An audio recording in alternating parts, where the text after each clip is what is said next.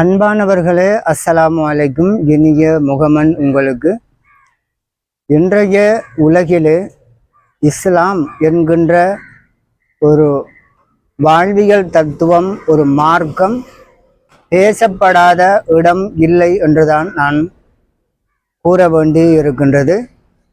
சரியாகவோ பிழையாகவோ, சாதகமாகவோ பாதகமாகவோ இந்த வாழ்க்கை வழிமுறை இன்று பெருந்தொகையான மனிதர்களிடம் பேசப்படுகின்ற ஒரு மார்க்கமாக இருக்கின்றது. உண்மையிலே இஸ்லாம் என்பது, இந்த மார்க்கம் என்பது அறிவியல் ரீதியாகவும் நாங்கள் உறுதிப்படுத்தக்கூடியதாக, உண்மைப்படுத்தக்கூடிய தன்மை உள்ளதாக இந்த இஸ்லாம் காணப்படுகின்றது. பல விடயங்களிலே நாங்கள் பல விடயங்களை எடுத்து இஸ்லாம் எந்த அளவுக்கு யதார்த்தமானது, நடைமுறைக்கு சாத்தியமானது, உண்மையானது என்பதனை நாங்கள் பார்க்க முடியும், ஆராய முடியும், நாங்களும் உறுதிப்படுத்த முடியும்.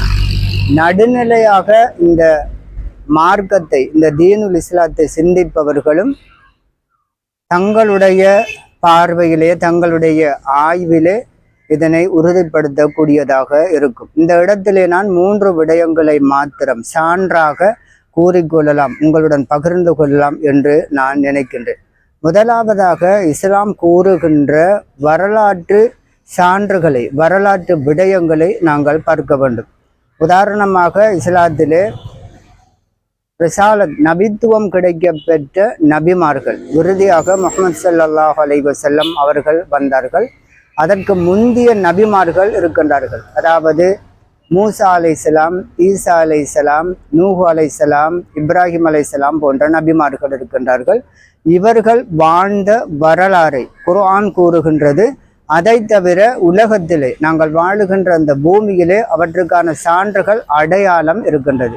இந்த வரலாற்று அடிப்படையிலே நடுநிலையாக பார்க்கின்ற ஒரு மனிதன் இஸ்லாத்தினுடைய உண்மைத்தன்மையை விளங்கி கொள்ளக்கூடியதாக இருக்கும். இது ஒரு விடயம். அடுத்த இன்னுமொரு விடயத்தை நான் கூறுகின்றேன். அதாவது இஸ்லாம் பல்வேறு துறை சார்ந்த விடயங்களை, வாழ்வியலிலே மனிதனுக்கு தேவைப்படுகின்ற பல துறை சார்ந்த விடயங்களை உள்ளடக்கிய ஒரு மார்க்கமாக இருக்கின்றது. உதாரணமாக அது குடும்ப வாழ்வியலாக இருக்கலாம், அல்லது வாரிசுரிமை சட்டங்களாக அது இருக்கலாம், அல்லது தொழில் ரீதியான, வியாபார ரீதியான விடயங்களாக இருக்கலாம், பொருளாதார ரீதியான விடயங்களாக இருக்கும், அரசியல் ரீதியான விடயங்களாக இருக்கும்.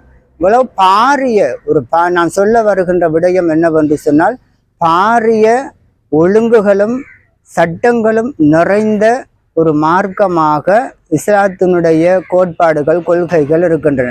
இதிலே என்ன நாங்கள் ஆராய வேண்டி இருக்கின்றது என்று சொன்னால், இதனை கூறுகின்ற முதலாவது அடிப்படையான மூலாதாரம் அல் குர்ஆன்.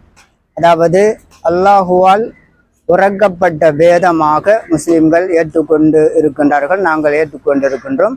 அதே போன்று நபி ஸல்லல்லாஹு அலைஹி வஸல்லம் அவர்களுடைய வாழ்க்கை முறை. குர்ஆன் என்று சொன்னாலும் அது நபி ஸல்லல்லாஹு அலைஹி வஸல்லம் அவர்கள் மூலமாக கிடைக்கப்பெற்ற அடிப்படையான மூலாதாரமாகவே இருக்கின்றது.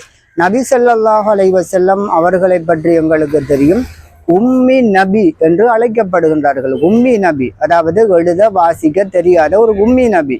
ஒரு எழுத வாசிக்க தெரியாத ஒரு உம்மி நபியின் ஊடாகத்தான் இந்த மார்க்கம் இந்த உலகத்திலே, இந்த பூமியிலே வெளிப்படுத்தப்பட்டிருக்கின்றது. இவ்வளவு தொகையான ஆயிரக்கணக்கான சட்ட கோவைகளை, ஷரத்துக்களை, ஷரியா சட்டங்களை நாங்கள் பார்க்கின்றோம் என்று சொன்னால், எங்களுடைய வாழ்வியலுக்கு நாங்கள் அதை பயன்படுத்துகின்றோம் என்று சொன்னால், இது யாருக்கூடாக வந்திருக்கின்றது, கிடைக்க பெற்றிருக்கின்றது என்று சொன்னால், எழுத வாசிக்க தெரியாத, பாடசாலையிலே படிக்காத ஒரு நபியின் மூலமாக கிடைக்க பெற்றிருக்கின்றது. நபி எழுத வாசிக்க தெரியாத ஒரு நபி. அவர்கள் மூலமாக இந்த அளவுக்கு பாரிய ஒரு மிக மிக வலுவான சட்டங்கள், சட்ட நுணுக்கங்கள், சட்ட வழிமுறைகள் கிடைக்க பெற்றிருக்கின்றது சொன்னால் இந்த இடத்திலே இருந்துதான் ஒரு மனிதன் யோசிக்க வேண்டி இருக்கின்றது. இந்த இடத்திலே இருந்துதான் ஒரு மனிதன் யோசிக்க வேண்டி இருக்கின்றது. உண்மையிலே இந்த சட்டங்கள், இந்த ஒழுங்கு விதிகள், வாழ்வியல் நிச்சயமாக முஹம்மது ஸல்லல்லாஹு அலைஹி வஸல்லம் அவர்கள் மூலமாக வந்ததாக இருக்காது. இது வந்ததாக இருப்பதற்கு சாத்தியமில்லை. ஆகவே இது மிக பெரும் ஒரு சக்தியினூடாக, அதாவது இந்த பிரபஞ்சத்தை படைத்தாளுகின்ற அல்லாஹுவின் மூலமாக கொண்டு வரப்பட்ட சட்டங்கள் தான் இது. ஆகவே இந்த இஸ்லாம் இஸ்லாத்தினுடைய நம்பகத்தன்மையை, உண்மைத்தன்மையை இதன் மூலமாகவும் அறிந்து கொள்ளலாம். மூன்றாவது விடயம் என்னவென்று சொன்னால், இன்று நாங்கள் உலகத்திலே பார்க்கின்றோம், யூத சமூகம் வாழ்ந்து கொண்டிருக்கின்றது, குறிப்பாக கிறிஸ்தவ சமூகம் வாழ்ந்து கொண்டிருக்கின்றது. யூதர்களுடைய நபியாக, தூதராக வந்தவர் தான் இஸ்லாத்திலே முஸ்லிம்களிடத்திலே இருக்கின்ற விடயம் மூசா அலைஹிஸ்ஸலாம். அதே போன்று கிறிஸ்தவர்களுக்கு இறை தூதராக வந்தவர் தான் ஈசா அலைஹிஸ்ஸலாம். இந்த மூசா அலைஹிஸ்ஸலாம், ஈசா அலைஹிஸ்ஸலாம் ஆகியோர்களின் சம்பவங்கள், சரித்திரங்கள், அவர்களுடைய புனிதத்தன்மைகள், அவர்களுடைய பரிசுத்த தன்மைகள், அவர்களுடைய சட்டங்கள் எல்லாம் இந்த அல் குர்ஆனிலே இருக்கின்றது. இந்த இடத்திலே தான் நாங்கள் சிந்திக்க வேண்டும். அல் குர்ஆன் மனிதனால் உருவாக்கப்பட்டது, முஹம்மது ஸல்லல்லாஹு அலைஹி வஸல்லம் அவர்களால் உருவாக்கப்பட்டது, இஸ்லாம் மனிதர்களால் உருவாக்கப்பட்டது என்று சொன்னால், அல் குர்ஆனிலே கிறிஸ்தவர்களுடைய அந்த ஈசா அலைஹிஸ்ஸலாத்தை சொல்ல வேண்டிய அவசியம் தேவையில்லை. அதே போன்று யூதர்களுடைய மூசா அலைஹிஸ்ஸலாத்தை சொல்ல வேண்டிய அவசியம் இதிலே இல்லை. ஆகவே மூசா அலைஹிஸ்ஸலாம் பற்றியும் குர்ஆனிலே சொல்லப்பட்டிருக்கிறது, ஈசா அலைஹிஸ்ஸலாம் அவர்களை பற்றியும் சொல்லப்பட்டிருக்கிறது என்று சொன்னால், அதாவது முந்திய வரலாற்று உரை தூதர்களை பற்றி சொல்லப்பட்டிருக்கின்றது என்று சொன்னால், இந்த அல் குர்ஆன் என்பது இறைவனால் உரைக்கி பெறப்பட்ட ஒரு வேதம் என்பதனை நாங்கள் புரிந்து கொள்ள வேண்டும். அதன் அடிப்படையில் இஸ்லாம் என்பது மனிதர்களால் உருவாக்கப்பட்டதல்ல, அது இறைவனால், அதாவது இந்த பிரபஞ்சத்தின் படைப்பாளன் அல்லாஹுவால் இறக்கப்பட்ட ஒரு மார்க்கமாகவே இஸ்லாத்தை நாங்கள் விளங்கிக் கொள்ள வேண்டும்.